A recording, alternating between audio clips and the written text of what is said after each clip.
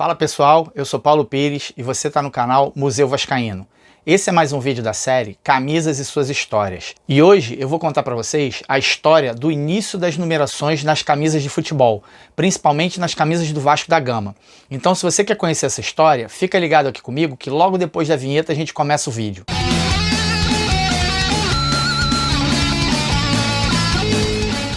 Oficialmente, a primeira vez que se tem registro da utilização dos números nas camisas de futebol para identificar os jogadores, né, foi exatamente em 1933, na final da FA Cup, da Copa da Inglaterra, entre Everton e Manchester City, no dia 29 de abril de 1933. Existem até alguns relatos anteriores a essa data, só que os registros oficiais que a gente tem, que a gente pesquisando conhece, encontra, né, é exatamente desse torneio, da final desse torneio. E nessa partida do primeiro registro tem até um dado bem curioso, que é por conta de como foram as numerações. O Everton entrou em campo com as camisas numeradas do 1 ao 11, e enquanto o Manchester City entrou em campo com as camisas numeradas do 12 até o 22. Isso provavelmente porque o pessoal na época deve ter achado, né, que se colocassem números iguais, como é hoje em dia, né, dois times com a mesma numeração, poderia haver alguma confusão, alguma divergência ali até da arbitragem e acabar atrapalhando o andamento da partida. Já no Brasil, a numeração passou a ser utilizada no final dos anos 40, e no Vasco foi pouco tempo depois do título sul-americano de 1948, no qual existe até uma lenda de um pênalti que teria sido defendido pelo Barbosa no jogo final contra o River Plate. E essa seria exatamente a imagem desse pênalti, com o Barbosa vestindo uma camisa com a numeração às costas. E com isso, muita gente pode acabar achando que o Vasco já estampava as numerações nas suas camisas já no Sul-Americano de 48. Mas essa imagem, na verdade, é de uma partida no mesmo estádio, mas de 1953, num jogo contra o Colo-Colo. O clube jogou pela primeira vez com numeração nas costas, identificando os jogadores,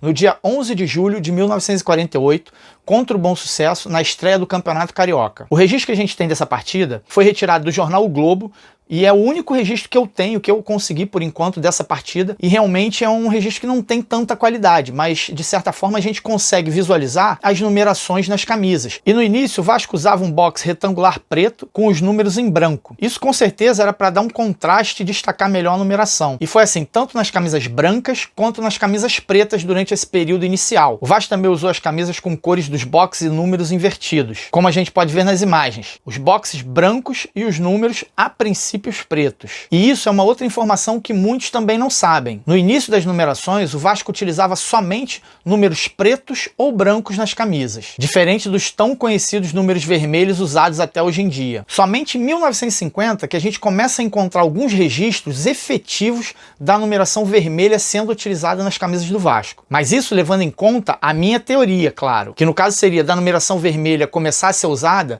somente depois da saída dos boxes retangulares das costas.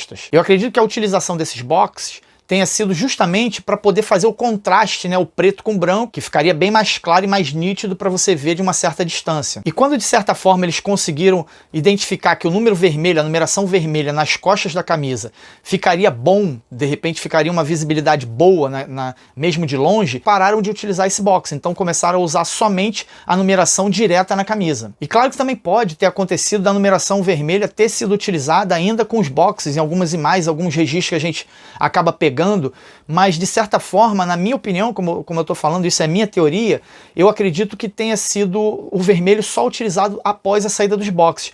Porque se a gente pega essas imagens, esses registros desse período com os boxes, quando a gente vai identificar o número escuro ali no retângulo branco, por exemplo, a gente geralmente identifica que esse número escuro, que eu falo que é preto, ele geralmente não tem uma diferença de tonalidade para a faixa. Então por isso que eu acredito que esses números, essa numeração ainda era preto quando existia o box nas costas. Porque no caso também ele fosse vermelho, essa numeração vermelha dentro do box, eu acredito que a gente identificaria melhor.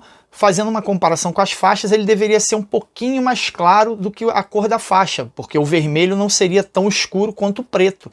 Então a gente notaria essa diferença comparando a tonalidade do número com a tonalidade da faixa, que, como eu falei, na grande maioria ou em quase todos os registros que a gente encontra, a gente repara que essa tonalidade é praticamente a mesma. Então eu identifico, na minha opinião, que os números, enquanto eram os boxes, né, os boxes brancos, a numeração escura nas camisas, essa numeração escura seria preta e não vermelha, vindo a ser usado o vermelho somente quando a saída dos boxes, lá em 1950, como a gente já falou. Um outro detalhe curioso também que acontecia muito na época eram os boxes, esses boxes, essa numeração que deveria ser costurada nas camisas, elas soltavam. Então a gente tem alguns registros aí que durante alguns jogos a gente vê os jogadores com as camisas com a numeração soltando, meio que pendurada. Mas isso também não era algo só daquela época, porque mais de 70 anos depois, mesmo com o futebol mais profissional, mais moderno, como é hoje em dia, a gente ainda vê muita coisa estranha, muita coisa bizarra, como foi nesse jogo do Campeonato Brasileiro desse ano, de 2021, entre América Mineiro e Corinthians, onde as camisas do América tiveram alguns probleminhas aí nas suas numerações, como a gente está vendo. Os números soltaram no meio do jogo e teve jogador que ficou um tempo sem a numeração na sua camisa. E parece até piada isso acontecer agora em 2021.